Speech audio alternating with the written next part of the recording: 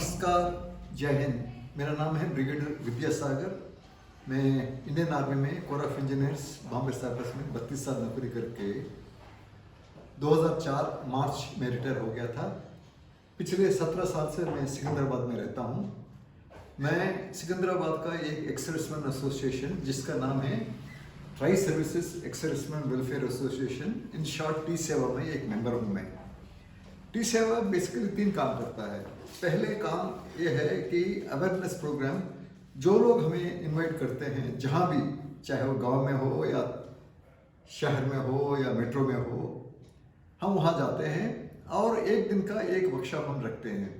तो वर्कशॉप में क्या बताते हैं कि जो एक्स-सर्विसमैन के लिए जो हक है, जैसे पेंशन है, CSD है, ECHS है, या सरकार का कोई भी चिट्ठी आता है पेंशन बढ़ाने का, या फैमिली पेंशनर्स को कोई मदद करने का, या PCD पेंशन इलाहाबाद को कोई भी सर्कुलर आते हैं, वो सब हमें उनके बताते हैं। हम ये अवेयरनेस प्रोग्राम ने ये देखा कि 80% लोगों को पेंशन सही नहीं मिलता है और 95% लोग को ये जो फैमिली पेंशन के बारे में बिल्कुल नॉलेज नहीं है। और वो लोग हमारे पास आते हैं, हमसे सवाल पूछते हैं, उसका जवाब हम देने की कोशिश करते हैं। ये सबसे पहले काम है। और पोस्ट लंच सेशन में हम उनके साथ बैठ के उनका जो भी प्रॉब्लम है वो समझते हैं और वहीं सुलझाने के लिए हम कोशिश करते हैं। वो हमसे नहीं हो सकता है तो फिर वो केस हम इधर सिकंदराबाद में लाते हैं। फिर जहाँ जहाँ चिट्ठी लिखना है, चाहे वो सर्विस हेडक्वार्टर्स हो, like army headquarters, navy headquarters, air force headquarters को चिट्ठी लिखते हैं, या रिकॉर्ड ऑफिस को चिट्ठी लिखते हैं, या PCD पेंशन इलाहाबाद, या PCD नेवी मुंबई, या joint CD air force Delhi Gantt को चिट्ठी लिखते हैं। और पेंशन का प्रॉब्लम है तो हम central pension processing centre CPPC को हम चिट्ठी लिख के उसका प्रॉब्लम सॉल्व करने के लिए हम कोशिश करते हैं। ये अवेयरनेस प्रोग्राम। दूसरे जो है हम करते हैं वो लीगल केसेस। सपोज एक एक्स-सर्विसमैन को एक बेनिफिट मिलता है, उसी रैंक वाला एक्स-सर्विसमैन को नहीं मिलता है। फिर हम क्या करते हैं, एक्स-सर्विसमैन बोलते हैं चाहे खुद आप AFT में जाइए, केस डालिए। वो बोलते हैं साहब बहुत महंगा होता है। फिर हम ऐसा जो एक्स-सर्विसमैन है जिसको ये न्याय मिलना चाहिए, उनको इकट्ठा करके एक क्लास एक्शन सूट AFT में या हाई कोर्ट में या सुप्रीम कोर्ट में हम फाइल करते हैं। और अभी तक हम 5 केसेस जीत लिया है, जिसमें 3 ब्रॉडबैंडिंग का अरियर समेत लोगों को दिलाया। एक सिपाही के लिए हम चार्ज करते हैं लीगल फीस सिर्फ 1000 रुपया। 1000 रुपया लेके हम उनको अरियर्स दिलाया 1,75,000 रुपया। और जो लेडीज हैं जिसका हस्बैंड्स नहीं हैं, उनके लिए हम एक भी पैसा नहीं लेते हैं। हमारे पास जो भी डिपॉजिट्स है उसी से हम एडवोकेट को भी लेडीज के लिए जो भी पैसा वो मांगता है वो हमको दे देते हैं। तीसरा जो एक्टिविटी हम जो करते हैं, जिससे मुझे बहुत फक्र है ये बताने में कि वो फिलांथ्रोपिक एक्टिविटीज है। फिलांथ्रोपिक एक्टिविटी का मतलब क्या है, हमारा एक्स-सर्विसमैन या हमारा फैमिली पेंशनर्स हैं जो हस्बैंड्स नहीं हैं, भगवान के पास वो चले गए, जिसको बोलते हैं विधवा है, विडो है, या सिंगल लेडी है, या फैमिली पेंशनर है, आप कोई भी नाम से बुलाइए, वो लेडी है जिसका हस्बैंड चले गए भगवान के पास। उस लेडीज को, या ऐसा एक्स-सर्विसमैन है जो गरीब स्थिति में है, या कुछ सिविलियंस को भी हमने मदद किया है। वो मदद मोस्टली इधर आपका जो बच्चे का स्कूल फीस या कॉलेज फीस आप भर नहीं सकते, हम डायरेक्टली कॉलेज को वो पैसे भेजते हैं। कुछ एक्स-सर्विसमैन हैं जो ECHS में मेंबर नहीं है, उनके लिए भी हम दवाई के लिए पैसा हम देते हैं। ये 3 काम टी सेवा करता है। इसलिए मैं रिक्वेस्ट आपसे ये है कि आप टी सेवा में मेंबर बन जाइए। लाइफ लॉन्ग आपको हम मदद करने के लिए हम कोशिश करते हैं। और हमारे पास टी सेवा में पिछले 6 साल में बहुत से लोग आते हैं, अपना अपना प्रॉब्लम्स हमारे सामने लाते हैं। एक विडो या सिंगल लेडी आती है, पूछती है हमसे, साहब मुझे बताइए, मेरा पेंशन है 15,000 रुपया और मेरे 2 बच्चे हैं, और हमारा जो इनलास हैं, सास और ससुर, ये 15,000 से भी मेरे से कुछ पैसा मांगते हैं। मैं इनको पैसा देंगे तो फिर मैं मेरे बच्चों को कैसे मैं पालूं? और मेरा जो 15,000 से गुजारा नहीं होता, इसलिए मैं छोटा मोटा काम करती हूँ, वहाँ से 10-15 रुपया फिर कमा लेती हूँ, फिर मेरे बच्चे को मैं पालती हूँ। आजकल एजुकेशन बहुत कॉस्टली हो गया है। अब बताइए साहब, ये जो मेरा जो इनलास के पास और 2 बेटे हैं, वो अच्छा काम कर रहे हैं, उनका घर है, उनके पास क्यों नहीं जाते हैं? बिल्कुल लेडी का जो सवाल है बिल्कुल सही है। दूसरा आते हैं जो एक्स-सर्विसमैन का जो चले गया, उसका माँ बाप आते हैं। साहब, जब हमारा बेटा जिंदा था वो हमें देखभाल करता था, हमारा पास कोई प्रॉपर्टी नहीं है, ना हमारे पास कोई ज़मीन है, हमारे पास कोई घर है, या हमारे पास कोई दुकान है, कुछ नहीं है। हम गवर्नमेंट सर्वेंट भी नहीं है, हमें कोई पेंशन नहीं मिलता है, हमारा राज्य सरकार की तरफ से हमें कुछ मदद नहीं मिलती, हम कैसे जिए? उनका भी पॉइंट बिल्कुल सही है। फिर हमारे पास 2-3 बच्चे आ जाते हैं। वो बोलता है साहब, जब हमारा पिताजी जिंदा था वो हमें देखभाल करता था, इसके बाद वो चले गए और माताजी को पेंशन मिलता था, वो भी चले गई है। फिर अभी मेरा उम्र है 15 साल, मेरा बहन का उम्र है 10 साल, और मेरा तीसरा जो भाई है उसका उम्र है 7 साल। अब बताइए हम कैसे जिए? उनका भी सही है। सो ये जो पेंशन, जो फैमिली पेंशन जो हम बोलते हैं, जो मैं आपको कवर करने वाला हूँ, ये बहुत ही कॉम्प्लिकेटेड सब्जेक्ट है। मैं आपको पहले बता रहा हूँ, आपको बहुत पढ़ाई करना पड़ता है। डिफेंस पेंशन रेगुलेशंस 2008 का पार्ट 1 में दिया है, लेकिन वो लैंग्वेज ऐसा है कि आपको समझ में नहीं आता। इसके बाद पीसीडी पेंशन इलाहाबाद ने भी, या प्रयागराज बोलते हैं आजकल, वो भी पेंशन गाइड बुक बनाया है, वो भी आपको समझ में नहीं आएगा। इसलिए मैं आपसे रिक्वेस्ट करता हूँ, ये जो वीडियो हो सकता है 1 घंटा का होगा, आप अच्छी तरह देख लीजिए, सुन लीजिए, समझ लीजिए, 2-3 दफ़ा बेशक इसको रिवाइंड करिए। एक दफ़ा आपको ऑर्डिनरी फैमिली पेंशन के बारे में अच्छी तरह जानकारी आ जाता है, फिर special family pension, liberal family pension बहुत आसान है। मेरा वीडियो देखने के बाद फिर वो डॉक्यूमेंट्स आप पढ़िए, फिर आपको समझ में आएगा। नेक्स्ट, ये जो पेंशन है इस प्रकार का है, ये क्या है, कितना अमाउंट है, किसको मिलेगा, क्या उसको डिवाइड कर सकते हैं पत्नी और उसके माँ बाप को, कितना अमाउंट आएगा, कब तक आएगा, ये सब चीज़ें मैं धीरे धीरे बता दूंगा। ये जो ऑर्डिनरी फैमिली पेंशन OFP आप देख रहे हो, ये 80% औरतों को मिलता है, ये मैक्सिमम है। ये SFP special family pension, liberalised family pension, ये दोनों है, ये बहुत ही कम है, 15-20% है। एक enhanced rate ordinary family pension, ये कम मिलता है, कैसा मिलता है, क्या कंडीशन है, ये भी मैं आपको धीरे धीरे बता दूंगा। But most important is ordinary family pension. Next, now इसके बाद डिपेंडेंट पेंशन है। सपोज एक बैचलर सोल्जर है, वो फौज में काम करते करते चले जाता है, उसका जो पेंशन है उसका माँ बाप को मिलेगा, चाहे वो माँ बाप का इनकम जितना भी हो। First life award, second life award, ये special family pension, liberalised family pension जो लेडी को मिलता है, कुछ पोर्शन हस्बैंड इनलॉस को जाएगा। वो जो इनलॉस को जाने वाला जो अमाउंट है पेंशन है स्पेशल और लिबरलाइज्ड फैमिली पेंशन का, उसको कहते हैं first life award. Second life award का मतलब क्या है? सपोज वो विडो इनलॉस को मेंटेन नहीं करती है, जिसका SFP या LFP ऑथराइज्ड है, और वो पेरेंट्स को 50% मिलता है। लेकिन जब वो पेरेंट्स भी चले जाते हैं और वो जो एक्स-सर्विसमैन का जो चले गया, उसका कोई भाई हो या बहन हो जिसका उम्र 25 साल से कम हो, या उनका इनकम 9,000 से कम हो, उनको भी मिलेगा जब उनका पेरेंट्स चले जाते हैं। उसको बोलते हैं सेकंड लाइफ अवार्ड।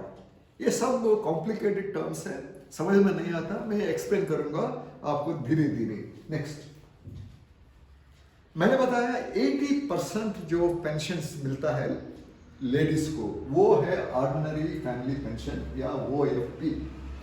आप पढ़िए defence pension regulation 2000 part 1 section 2 page 33, 34, 35, 36 में आपको सब बताया गया है। ये वो एफपी है ही क्या, कितना मिलेगा, क्या वो वाइफ और इनलॉस पेरेंट्स का डिवाइड कर सकते हैं, नहीं कर सकते। धीरे धीरे हम समझने की कोशिश करेंगे। एलिजिबिलिटी कब है, जब एक सोल्जर नेचुरल काजेस नींद में चले जाता है, भगवान के पास मौत हो जाती है, कोई मिलिट्री ड्यूटी नहीं किया, लिवर प्रॉब्लम था या हार्ट प्रॉब्लम था, कोई भी प्रॉब्लम है जो फौज के ड्यूटी की वजह से नहीं है, उसको बोलते हैं नाना, नॉट एट्रीब्यूटेबल नॉर एग्रीवेटेड। मैंने आपको डिसेबल्ड सोल्जर्स का एक वीडियो T7 बना के आपको यूट्यूब में डाला है, आप वो देखिए, आपको समझ में आएगा ये नाना क्या होता है। जब वो फौज का ड्यूटी ना होने के वजह से मर जाता है, तभी उसका पत्नी को मिलेगा ऑर्डिनरी फैमिली पेंशन। कितना अमाउंट है वो उसका जो लास्ट ड्रॉन एमॉल्यूमेंट के ऊपर निर्भर है। ना लास्ट ड्रॉन एमॉल्यूमेंट क्या है, सपोज एक सिपाही हो या नायक हो या हवलदार हो, उसका क्या है, जब वो 6th CPC जनवरी 2006 से लेके दिसंबर 2015 के बीच में बाई एनी चांस फौज में काम करते करते फौज के ड्यूटी की वजह से नहीं है, नेचुरल काजेस के वजह से चले जाता है, उसका 5 कंपोनेंट्स होता है। 5 एक है बेसिक पे, जिसको पे इन पेमेंट बोलते हैं 6th CPC में। नेक्स्ट है ग्रेड पे, सिपाही के लिए 2000, नायक के लिए 2400 और हवलदार के लिए 2800, पैसा नायब सूबेदार साहब के लिए 4200, सूबेदार साहब के लिए 4600, सूबेदार मेजर साहब के लिए 4800, लेफ्टिनेंट जनरल तक ये लागू है। That is known as a grade pay, rank के हिसाब से मिलता है।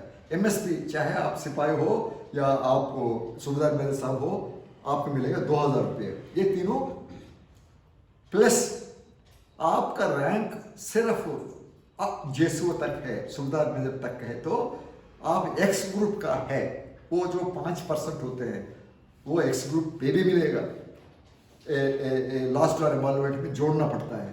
फाइनली रैंक सिपाही या नायक या हवलदार है, और आप जानते हो क्लासिफिकेशन पे, दैट मीन्स जब वो ट्रेनिंग सेंटर से सोल्जर का भर्ती होने के बाद बेसिक मिलिट्री ट्रेनिंग WT ये वो कर के जब यूनिट में आता है, वो क्लास 4 है उसका ट्रेड के हिसाब से। वो हो सकता है वो ड्राइवर होगा या INT वाला होगा या कारपेंटर होगा, पेंटर होगा, जो भी ट्रेड है वो क्लास 4 है। इसके बाद 2-3 साल के बाद वो 4 से 3 होगा, 3 से 2 होगा, 2 से 1 होगा, 1 इज हाईएस्ट, 400-500 रुपये मिलता होगा, वो भी ऐड करना है up to the rank of havildar only, sipahi naik हवलदार। सो ये 5 को बोलते हैं लास्ट ड्रॉन एमॉल्यूमेंट। दोबारा मैं बताऊंगा, एक है बेसिक पे, दूसरा ग्रेड पे, तीसरा MSP, चौथा X ग्रुप पे, 5वां is classification allowance only sipahi naik havildar. Suppose वो समझ लीजिए वो 60,000 रुपया है, वो लास्ट ड्रॉन एमॉल्यूमेंट 60,000 है, तो वीडियो को मिलेगा 30%, दैट मीन्स 18,000 रुपया प्लस उसके ऊपर DMS रिलीफ। उस औरत को क्या बेनिफिट है, ये है जब हम लोग फौज से रिटायर होने के पहले आपसे पूछते हैं भाई आपको कम्यूटेशन चाहिए। कम्यूटेशन क्या है, कम्यूटेशन लोन है। जैसा आप मोटरसाइकिल खरीदने के लिए बैंक में जाते हो, लोन लेते हो, मोटरसाइकिल लोन, फिर 5 साल या 6 साल या 3 साल के बाद आपको पेमेंट करना है EMI।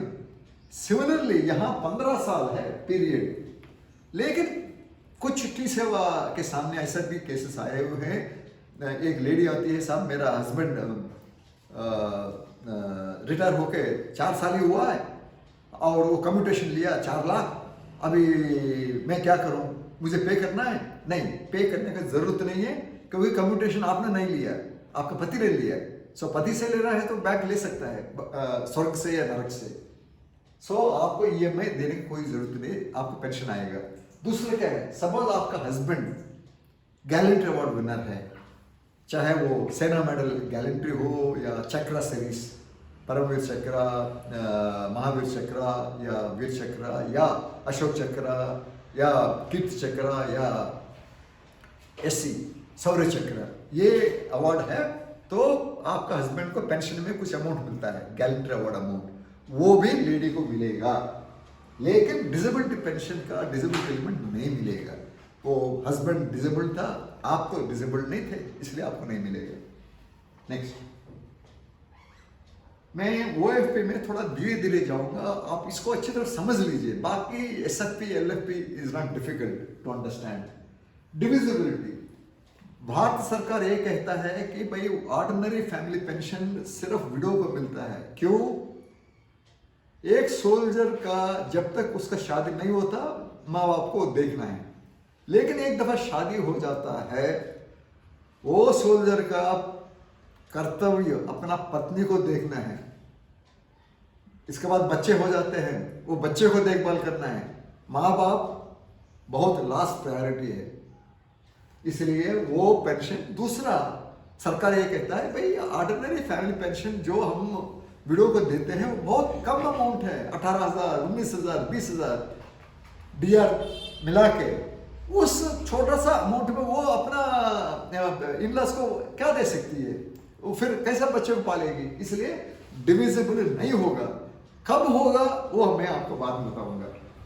मैरिज, हमारा जो समाज में सिस्टम आप जानते हैं, जनरली विडोज को दोबारा शादी बहुत मुश्किल से होता है।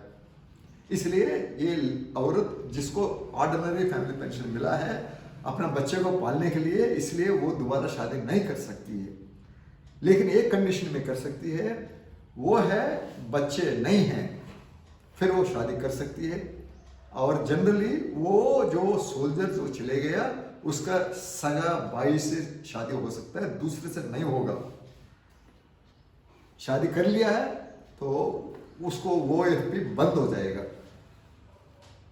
डेथ ऑफ विडो, सपोज किसी वजह से वो औरत जिसको ऑर्डिनरी फैमिली पेंशन वो एफपी मिलता था वो चले जाती है, फिर वो बच्चे को मिलेगा पेंशन। जितना माँ को मिलता था उतना बच्चे को मिलेगा, तब तक जिसका उम्र 25 साल ना हो या जब तक शादी ना हो। शादी हो गया या अब 25 साल उम्र हो गया तो फिर दे बिकम इनएलिजिबल, उनके लिए पेंशन का हकदार नहीं है। ये आपको मालूम होना चाहिए। नेक्स्ट, सपोज एक बैचलर सोल्जर मर जाता है और उसका death is not attributable, not aggravated, ना वो पेरेंट्स को मिलेगा। चाहे वो पेरेंट्स का जितना भी पैसा हो वो पेरेंट्स को वो एफपी मिलेगा। पहले मदर को मिलेगा, मदर जाने के बाद फादर को मिलेगा। कितना मिलेगा? दोनों पेरेंट्स जिंदा है तो 75% of last drawn emolument, that means 60,000 रुपया है तो 45,000 रुपया वो मदर को मिलेगा पहले, प्लस डीएनएस रिलीफ। सपोज एक ही पेरेंट जिंदा है तो सिर्फ 60% मिलेगा, दैट मीन्स 60,000 का 60% इज 36,000 रुपीज, उसके ऊपर डीआरपी मिलेगा।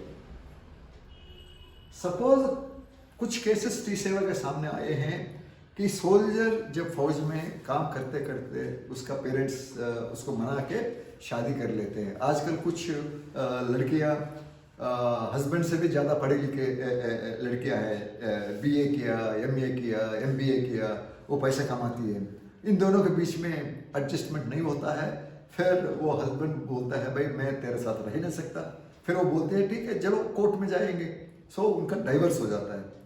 और ये डाइवर्स अडल्टरी नहीं होना चाहिए, दैट मीन्स ये औरत पतिव्रता जैसा होना चाहिए।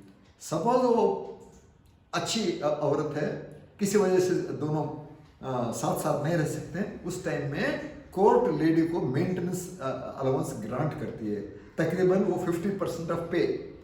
सो जब आदमी चले जाता है, ये फर्स्ट वाइफ को 50% मिलेगा और उसका दूसरा वाइफ जो दोबारा शादी जब करता है तो उस विडो को मिलेगा 50%। सपोज 18,000 रुपये वो पे है तो 9,000 जाएगा फर्स्ट वाइफ को और 9,000 रुपये आएगा सेकंड वाइफ को। लेकिन सेकंड वाइफ लेकिन फर्स्ट वाइफ का इनकम ज़्यादा है, 9,000 रुपये से ज़्यादा है, तब नहीं मिलेगा। हैंडीकैप चाइल्ड, कोई कुछ एक्सर्विसमेन के पास हैंडीकैप चाइल्ड होते हैं या मेंटली या फिजिकली, उनको भी लाइफ लॉन्ग पेंशन मिलेगा मदर जाने के बाद। कुछ लोग किसी वजह से लड़कियां शादी नहीं करती है, अनमैरिड है, किसी की शादी हो जाता है लेकिन हस्बैंड मर जाता है तो दैट मीन्स विडो हो गई है, माँ जैसा।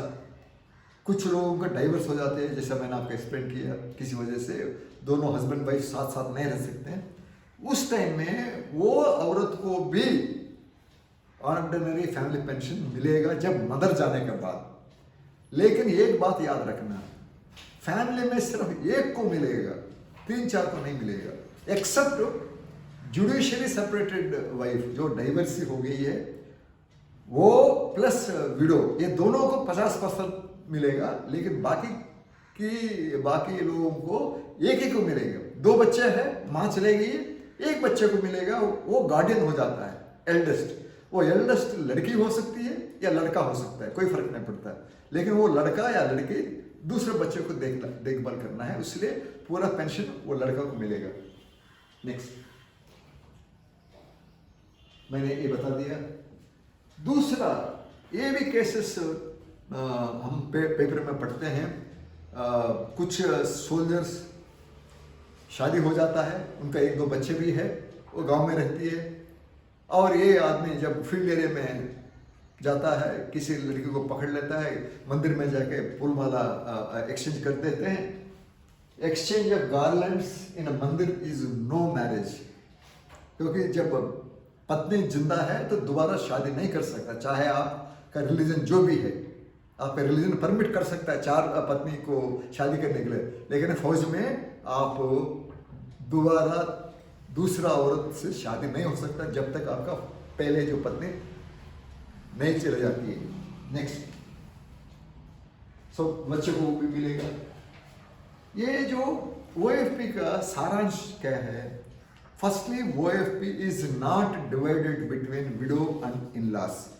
इन-लॉस अपना मर्जी से जीना है, कुछ ना कुछ काम करके जीना है, उनका और 2 बच्चे हैं तो वो मदद करना है। लेकिन ये window of ex-serviceman will not repeat, not उनको देखभाल नहीं करेगी। मैंने बताया कुछ सर्कमस्टांसेस में ये जो OAFP दूसरों को मिल सकता है, जब वो विडो मर जाती है उनका बच्चे को मिलेगा, हैंडीकैप चाइल्ड है तो लाइफ लॉन्ग मिलेगा, डाइवर्स्ड अनमैरिड या विडोड डॉटर है तो उसको भी लाइफ लॉन्ग मिलेगा। Judicially separated wife, first wife second wife, दोनों को आधा आधा मिलेगा। नेक्स्ट, मैंने ये आपको बता दिया। एलिजिबिलिटी 25 साल तक एलिजिबिलिटी है या मैरिज, जो भी। नेक्स्ट,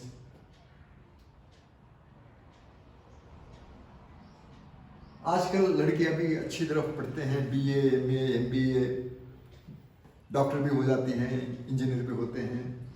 सपोज उसने शादी कर लिया फौजी से, फिर वो हस्बैंड मरने के बाद उसका इनकम जो भी है फिर भी उसको ऑर्डिनरी फैमिली पेंशन मिलेगा। मैंने आपको बता दिया, हस्बैंड चले जाता है तो पत्नी को मिलेगा ऑर्डिनरी फैमिली पेंशन, वो भी मर जाती है तो बच्चे को मिलेगा। ऐसा भी केसेस टी सेवा के सामने आया है जहां एक सर्विस में चले जाता है, पत्नी को पेंशन मिल रही है, पत्नी भी काम कर रही थी गवर्नमेंट में नौकरी और उसको भी पे मिलता है। जब हस्बैंड चले जाता है वो औरत को मिलेगा ऑर्डिनरी फैमिली पेंशन प्लस उसका तनख्वाह जो भी आता है ना। जब वो भी चली जाती है, दोनों चले गए, दोनों को पेंशन आता था, फिर वो दोनों का पेंशन बच्चे को मिलेगा। पिताजी का पेंशन भी बच्चे को मिलेगा, माताजी का पेंशन भी बच्चे को मिलेगा। ऐसा केसेस भी टी सेवा के सामने आए हैं।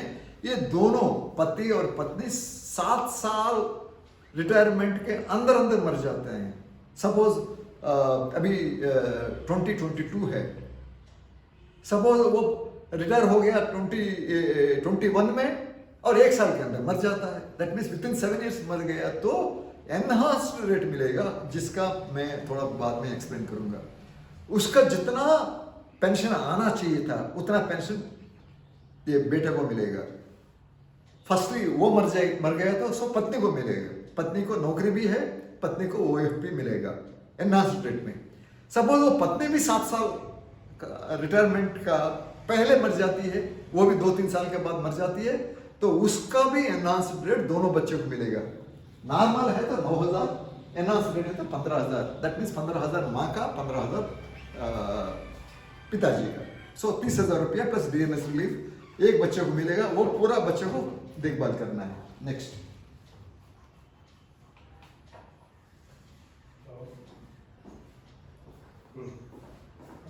ऐसे भी केसेस आए हैं जहां एक्स-सर्विसमैन आता है छुट्टी पे और वो डेथ हो जाती है। सबसे पहले ये जो इन-लॉज जो होते हैं वो अपना बहू के खिलाफ कंप्लेंट डालते हैं पुलिस में, इसने मेरा बेटा को मार दिया। पुलिस उस औरत को पकड़ के जेल में डाल देती है। अभी उस औरत को ऑर्डिनरी फैमिली पेंशन नहीं मिलेगा जब तक ये केस सेटल नहीं होता है। तो दो हो सकता है, इधर ये बेचारी औरत बहुत अच्छी थी या अननेसेसरली इन लोगों ने उस औरत को फंसाया। जज साहब बोलता है नहीं, ये औरत की वजह से वो नहीं मरा, तब उसको जिस दिन से वो मर गया नेक्स्ट डे से ऑर्डिनरी फैमिली पेंशन मिलेगा। सपोज वो लेडी एक्विट हो जाती है चार्जेस से, उसको पूरा पेंशन मिलेगा OFP। सपोज वो सजा मिलती है फिर उसको पेंशन नहीं मिलेगा। नेक्स्ट,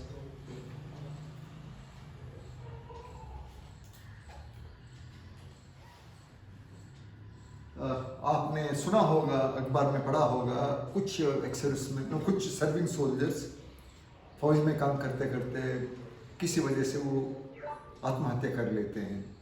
जब आत्महत्या हो जाती है पत्नी को मिलेगा ऑर्डिनरी फैमिली पेंशन। ये भी केस मैं आपको बता दूंगा। एक खम्मम करके जगह है, प्रकाशम जिला, आंध्र प्रदेश में। ये ASC का नायक है, 16 साल नौकरी किया, छुट्टी 2 महीने का सैंक्शन हो गया, घर आया, छुट्टी काटा। इसके बाद पत्नी सोची, वो यूनिट वापस चले गया।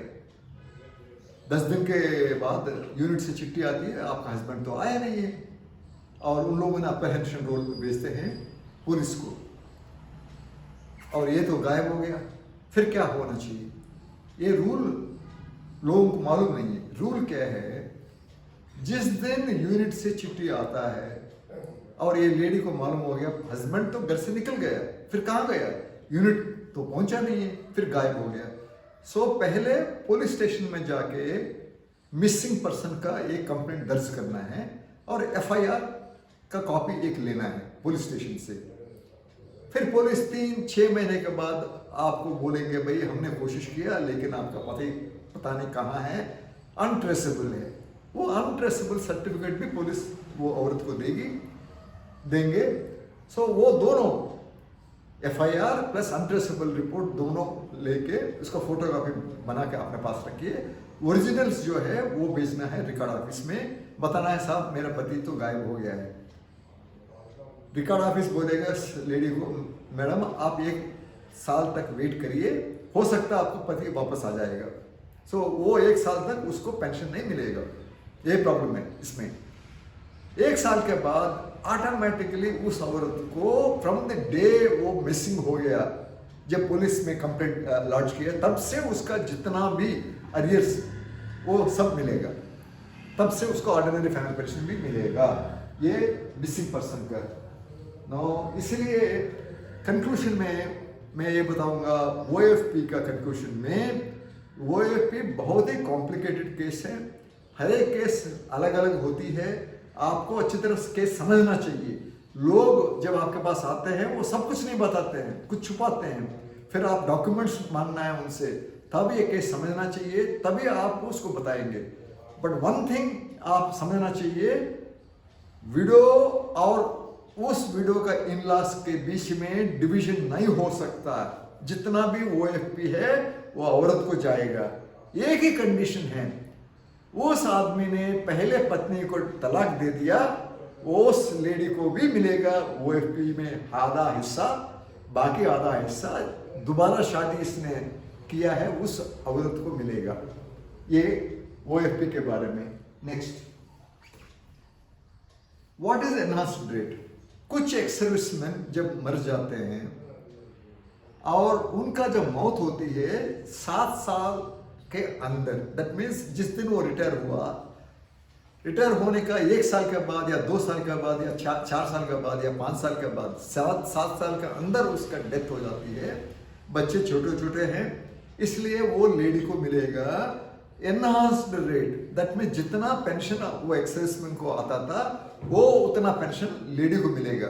कितना साल के लिए? पहले 7 साल, लेकिन अभी 2006 जनवरी से 10 साल तक उस औरत को मिलेगा। इसके बाद क्या होगा? नॉर्मल वो एफ्ट मिलेगा, दैट मीन्स वो जो हस्बैंड जितना पेंशन आता था उसमें सिर्फ 60%।